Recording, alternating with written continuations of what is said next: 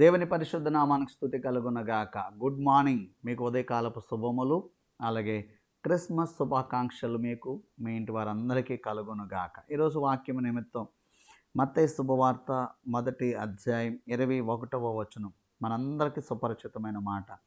ఆమె ఒక కుమారుని కనును, తన ప్రజలను వారి పాపముల నుండి ఆయనే రక్షించును గనుక ఆయనకు యేసు అని పేరు పెట్టుదు అనెను. ఆమెన్. వండర్ఫుల్ వర్డ్ కదండి. ఇక్కడ రాయబడిన మాట మనం గమనిస్తే, తన ప్రజలను వారి పాపముల నుండి ఆయనే రక్షించును. ఎవరు రక్షిస్తారు పాపముల నుండి? గమనించారా? యేసు అంటే రక్షకుడు అని అర్థం. యేసు ప్రభువారి లోకంలో జన్మించిన కారణం ఏంటంటే, తన ప్రజలైన వారి పాపముల నుండి ఆయన రక్షించాలనుకున్నాడు. ఈ లోకంలో మనుషులు ఏం చేస్తున్నారో తెలుసా? అయ్యో నేను పాపిని, నా పాపము నుండి విడుదల కలిగితే కానీ నేను మోక్షం వెళ్ళగనక, నా పాపముల నుండి నేను విమోచించబడాలి, పాప పరిహారం కోసం వారు ఎన్నో ప్రయత్నాలు చేస్తున్నారు. నేను అంటాను, మన పాపముల నుండి మనం విమోచించుకోలేం, ఇక్కడ దేవుడు విమోచిస్తున్నాడంట. మీరు ఈ మాట సత్యాన్ని గ్రహించాలి. మనము విమోచించుకోవడం కాదు, దేవుడే మనల్ని తన ప్రజల పాపముల నుండి ఆయనే రక్షించును గనుక. అంటే నా పాపాల కోసం యేసయ్యే రక్షణ కార్యం చేస్తున్నాడు, నేను చేయటం కాదు. నేను పాపం పోవాలని ప్రయాసపడి ప్రయత్నాలు చేసి రక్తం చెందించి ఏదేదో చేసి నా పాపం నుండి విమోచన కోసం నేను కష్టపడట్లా, దేవుడే కష్టపడ్డాడంట. అంటే నా పాప విమోచన కోసం నా కార్యం ఏదీ లేదన్నమాట కదా. చాలామంది ఎన్నో ప్రయత్నాలు చేస్తారు, ఎందుకంటే వారికి తెలియక చేయొచ్చు. కోడెల రక్తం, మేకల రక్తం బలిచ్చి నరబలి కూడా చేసేవాళ్ళు లేకపోలేదు. అలాగని వస్త్రాలు ఎన్నో రకాలుగా మార్చుకుని ప్రయత్నాలు చేసేవాళ్ళు లేకపోలేదు. ఎన్నో రకాల ప్రయత్నాలు మనుషులు చేస్తూ ఉన్నారు. ఎందుకంటే వారి ఉద్దేశం, వారి విశ్వాసం పాపం పోవాలి. కానీ ఈరోజు యేసుప్రభువు వారు పుట్టారు ఈ లోకంలో ఎందుకయ్యా అంటే, మన పాపములను ఆయన తీసేయాలని. అంటే మనం తీసుకోవాల్సిన పని లేదన్నమాట. ఎంత గొప్ప భాగ్యాన్ని ఆ యేసయ్య ఇచ్చారండి. ఈరోజు నా పాపాన్ని ఆయన తీసేశారు, నేను తీసేది కాదు. నేను తీసుకోలేదు, నేను ప్రయాసపడలేదు, నేనేమీ కష్టపడలేదు. ఈరోజు అదే చెప్తున్నా, మీరు కూడా ఏమీ కష్టపడకండి. మీ పాపములను యేసు మీద వేయండి, యేసయ్యే దాన్ని భరిస్తూ ఉన్నాడు.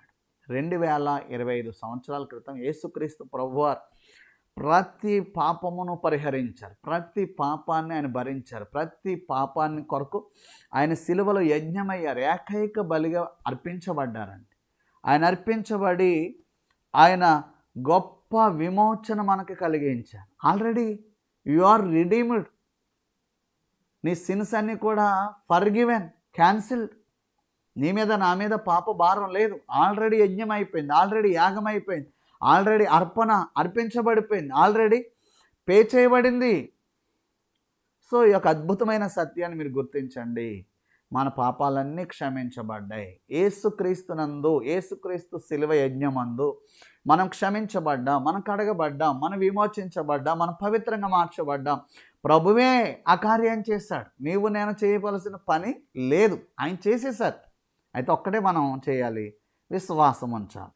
నా పాపములు క్షమించబడ్డాయి యేసుక్రీస్తుని బట్టి, యేసయ్య శిలువను బట్టి, యేసయ్య రక్తాన్ని బట్టి నేను విమోచించబడ్డాను అని విశ్వాసం ఉంచితే నశింపగా నిత్య జీవాన్ని పొందుకుంటా. అది యేసుక్రీస్తు వారు ఇచ్చిన గొప్ప భాగ్యం. ఎవ్వరూ చేయలేని యజ్ఞం, ఎవ్వరూ చేయలేని ఏకైక బలిగా యేసయ్య అర్పించబడ్డారు. సో నీవు నేను కూడా విమోచింపబడిన వారు. వండర్ఫుల్ కదండి. ఇది కదా క్రిస్మస్ సందేశం, ఇదే కదా క్రిస్మస్ ఆనందం. నీవు నేను ఆనందించవచ్చు, ఈరోజు సంతోషించవచ్చు. ఎందుకంటే మనకు ఫ్రీడమ్ ఉంది, విమోచన కార్యం జరిగిపోయింది. యేసుక్రీస్తు ప్రభువారు అందుకే వచ్చారు, అందుకే కదా ఈ క్రిస్మస్ సంతోషం. మరి కాబట్టి మీరు మీ ఇంటి వారందరూ కూడా క్రిస్మస్ ఆనందంతో, క్రిస్మస్ సంతోషంతో కేకలు వేస్తూ విమోచింపబడిన ఆనందాన్ని అనుభవించండి. యేసునందు విశ్వాసంతో జీవించండి. మరి యేసుక్రీస్తు ప్రభువారు క్రిస్మస్ ద్వారా కలిగించే ప్రతి ఆశీర్వాదం, ప్రతి ఆనందం, విమోచన విమోచన విమోచన మీరు మీ ఇంటి వారు సంపాదించుకోవాలని, అనుభవించాలని క్రిస్మస్ జాయ్ మీకు ప్రకటిస్తూ ఈ మాటలు ముగిస్తున్నాను. ప్రభు మీ ఇంటి వారందరికీ క్రిస్మస్ ఆనందం కలిగించునుగాక. పరమ తండ్రి, విన్న వాక్యాన్ని బిడ్డల జీవితంలో నెరవేర్చండి, దీవించండి. ఆ కుటుంబాలన్నిటిలో క్రిస్మస్ సంతోషం కలిగించండి. ఆ పాప విమోచన కార్యం మీరు చేసినందుకు వందనాలు చేస్తూ స్తుతిస్తూ యేసు నామములో దీవించి అడుగుచున్నాను మా పరమ తండ్రి. ఆమెన్. God bless you.